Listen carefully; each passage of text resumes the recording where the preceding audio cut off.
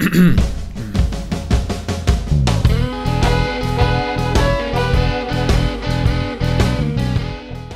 ste pročitali naslov ovog 5. slogotvorenja? Novina o novinama ili novina o novinama?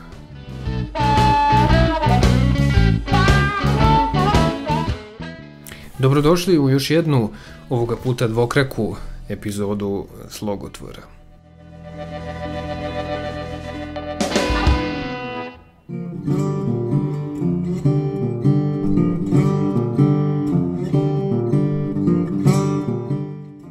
Zašto dvokraku? Pa imat ćemo najpre jednu temu koja će nam poslužiti kao levak za drugu, zapravo digresiju od prve. Čuli ste zasigurno za fenomen koji se zove pluralia tantum. Ovaj latinski naziv opisuje imenice koje posjeduju samo množinski oblik. U srpskom je to slučaj sa imenima makaze, merdevine, finansije, pluća, a ova pojava javlja se i u mnogim drugim jezicima. Makaza ili merdevina može se reći, no to nisu lekseme koje su deo standardnog jezika. U javnosti, međutim, u posljednje vreme čuti se može reč novina. I ne, ovoga puta se ne igramo akcentima. Jezička intuicija nam ukazuje da je ispravan oblik novine. Da li se onda bez razloga upotrebljava oblik u jednini?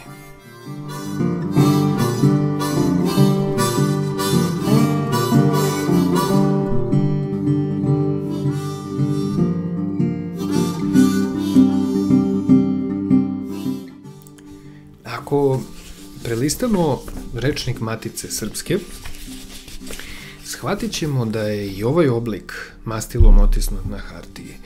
Novina, imenica ženskog roda, vidi odrednicu novine. Primer, prošloga proljeća vidio sam u čitaonici veliku njemačku novinu. Ova upotreba, dakle, je potvrđena u književnom tekstu, te je kao takva ušla u rečnik. Sad, reći ćete, znači, ipak može makaza i merdevina. Priča je nešto složenija od toga.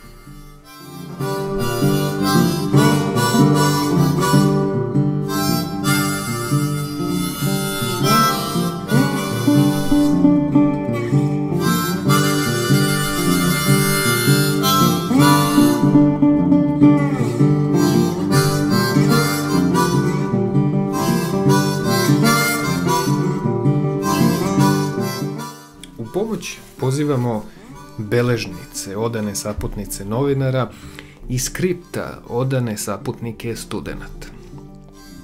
Pišući o konceptualizaciji, odnosno zamišljanju te interpretiranju pluralije tantum u časopisu Jezik danas, Bojana Tomić analizira navedene primjere, ali također i notese, agende, didaskalije.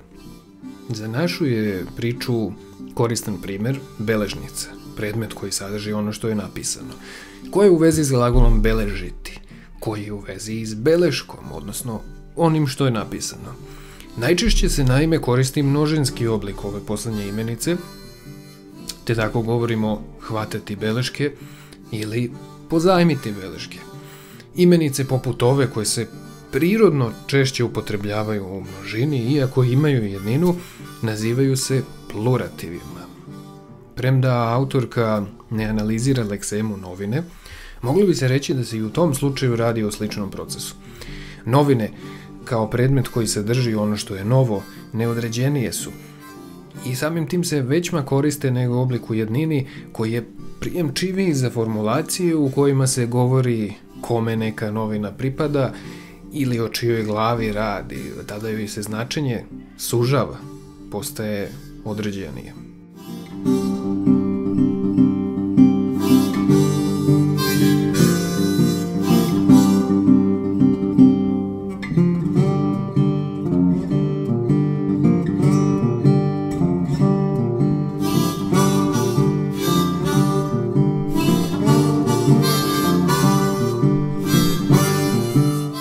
A novina s početka prošle godine, koja je i dalje zaposeda naslovnice novina, jeste virus korona. Apropo onog drugog naziva COVID-19, njega su novinari skovali krateći celu sintagmu koja prevedena sa engleskog glasi bolest izazvana virusom korona, otkrivenim 2019. godine. Nećemo zalaziti u bolne aspekte ove teme, zanima nas jedan deo njene jezičke konceptualizacije.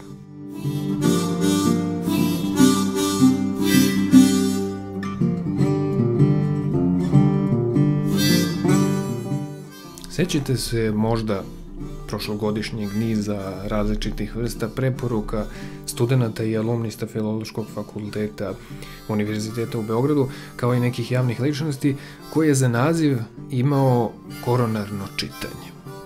Možda vam pak više znače COVID žurka, koronafobija, koronizacija ili koronulost, o kojoj je krajem prošle godine pisao voljeni kantautor Đorđe Balašević. I mogo bih nastaviti, ali uviđate o čemu je reč. Pandemija, nažalost, toliko traje da je postala deo svakodnevice, te se kao takva prirodno ispoljila u jeziku. O ovome su razmišljale i doktorke Marina Nikolić i Svetlana Slijepčević-Bjelivuk iz Instituta za srpski jezik Srpske akademije nauka i umetnosti, koji su izradile rečnik pojmova iz perioda epidemije COVID-a koji je dostupan na sajtu instituta. Rečnik sadrži oko 200 odrednica iz različitih izvora štampe, emisija, društvenih mreža, razgovornog jezika, a autorke i same ukazuju na to da rečnik nije konačan, te da se i dalje dopunjuje.